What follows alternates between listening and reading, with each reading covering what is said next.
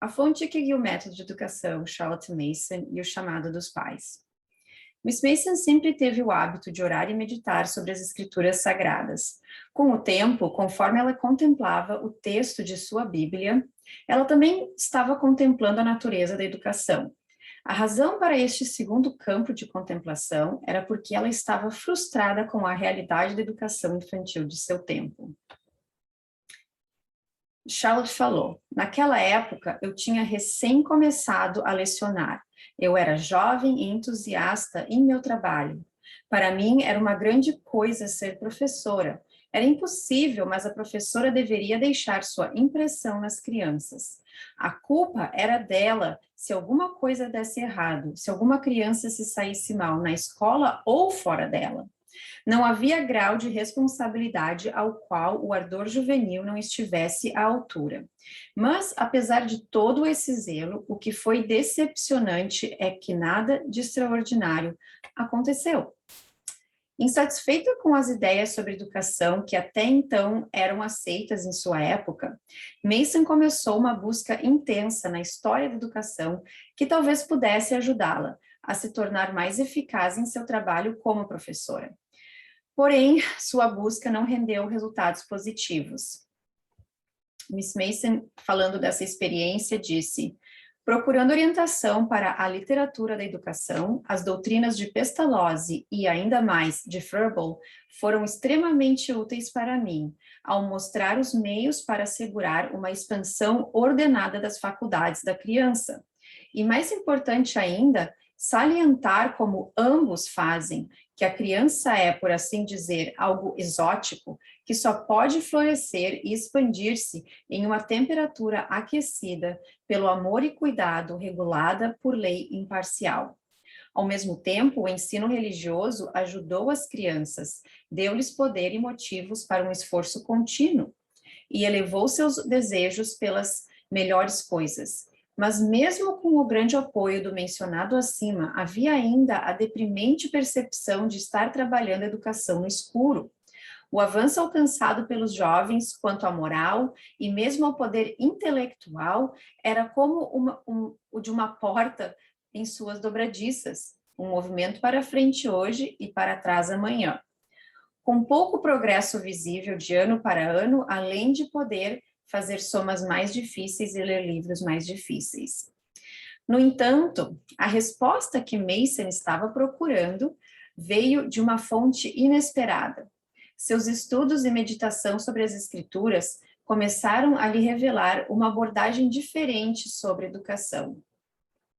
A biógrafa de Charlotte Mason disse: os pensamentos expressos por Miss Mason mostram que as principais verdades subjacentes a seu trabalho futuro já estavam claramente em mente. Por exemplo, a visão das crianças em sua simplicidade essencial, a maravilha do direito, do crescimento, o poder do conhecimento, do amor e da fé.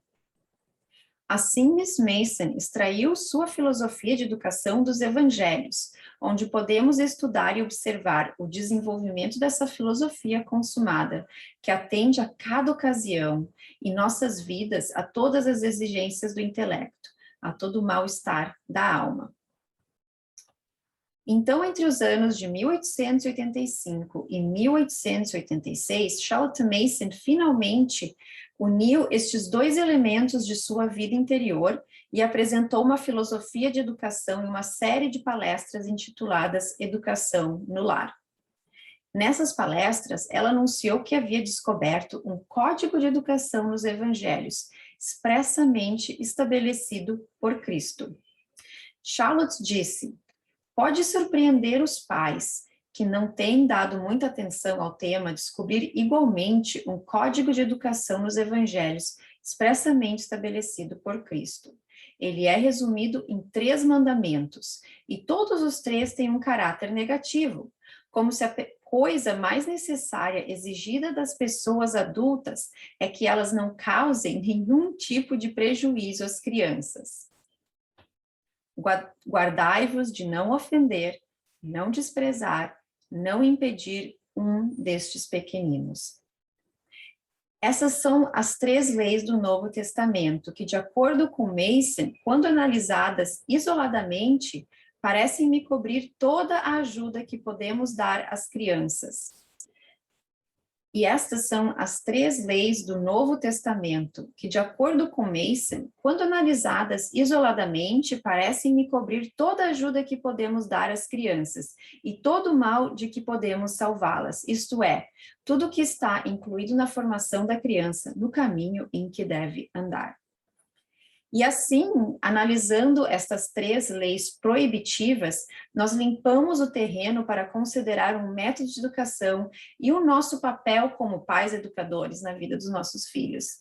Em conclusão, todas as fontes necessárias para desenvolver um método de educação, de acordo com Charlotte Mason, estão vivas no presente, na palavra viva de Deus, nas descobertas manifestas da ciência e as crianças que estão na nossa frente, diante dos nossos próprios olhos. Então, para a gente conseguir considerar essas 3 leis proibitivas, nós precisamos também entender qual é o nosso chamado como pais. Então, nós vamos entrar nesse assunto agora. Charlotte Mason deixa claro que a educação das crianças é uma das maiores responsabilidades e privilégio de nós, pais educadores. No livro Educação no Lar, ela diz: aquele trabalho que é de suma importância para a sociedade é a educação das crianças. As influências familiares exercidas sobre a criança que determinam seu caráter e sua carreira como futuro homem ou mulher. Ser progenitor é uma coisa grandiosa. Não há promoção bem dignidade que se possa comparar a isso.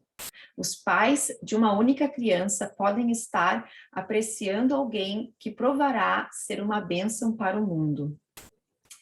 Sim, nós temos em nossas mãos crianças que são presentes de Deus, mas que precisam ser educadas, ensinadas, disciplinadas, primeiramente por seus pais.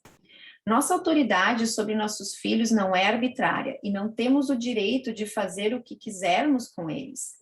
Charlotte abre nossos olhos e nos chama a refletir sobre a autoridade que Deus nos dá, sobre essa autoridade que é delegada por Deus para essa tarefa de educar os nossos filhos. Os pais não estão livres para dizer: eu posso fazer o que quero com meu próprio filho. Crianças devem ser, na verdade, consideradas menos como propriedade particular do que como encargos públicos, colocados nas mãos de seus pais, a fim de darem o melhor de si para o bem da sociedade. O público-alvo do livro Educação no Lar, quando ele foi escrito e publicado em 1886, eram mães.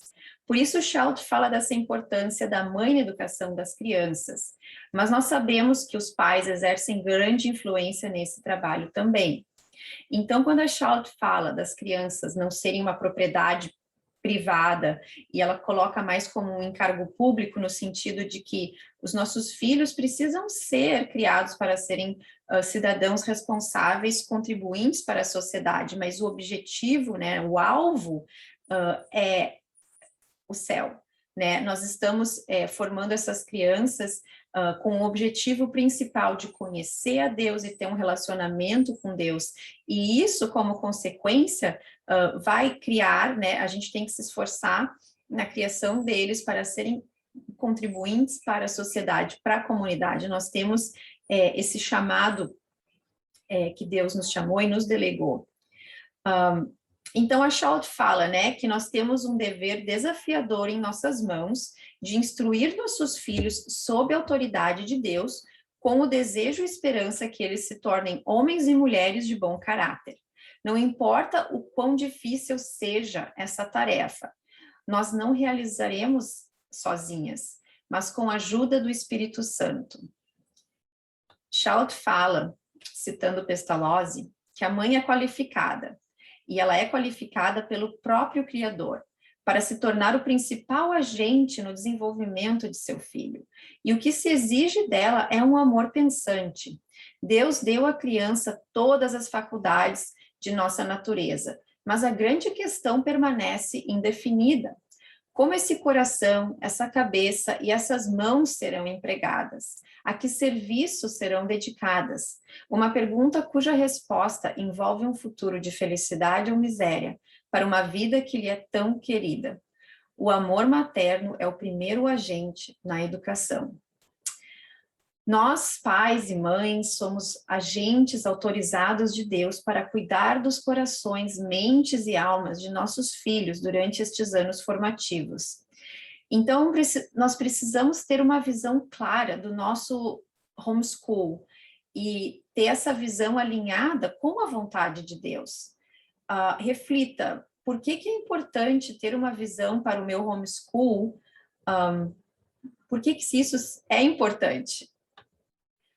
Então, vamos refletir um pouquinho. A visão de Deus para o seu homeschool é o direcionamento que ele vai dar especificamente para a sua família.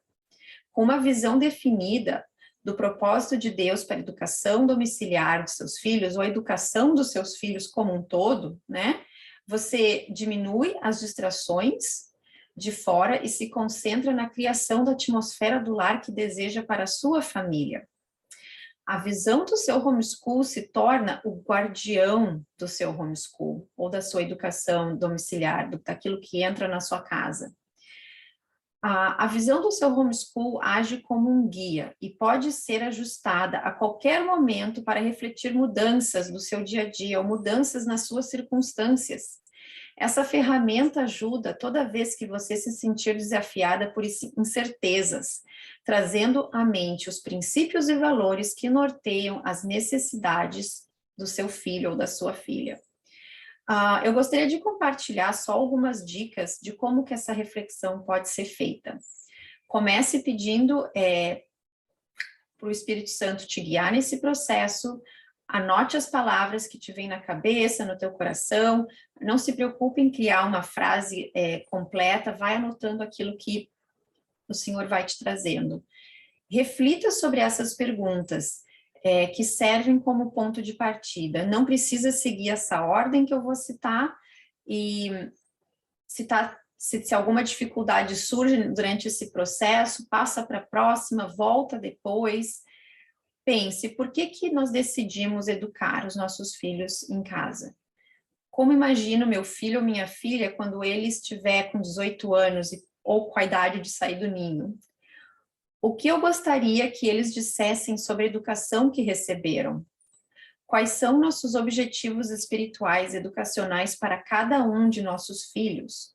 Quais valores morais são importantes para a minha família? Quais hábitos precisam ser formados em cada um dos meus filhos? Quais habilidades queremos que cada um deles aprenda? Que tipo de atmosfera quero cultivar no meu homeschool? Você pode responder perguntas sugeridas acima em forma de narração ou frases soltas.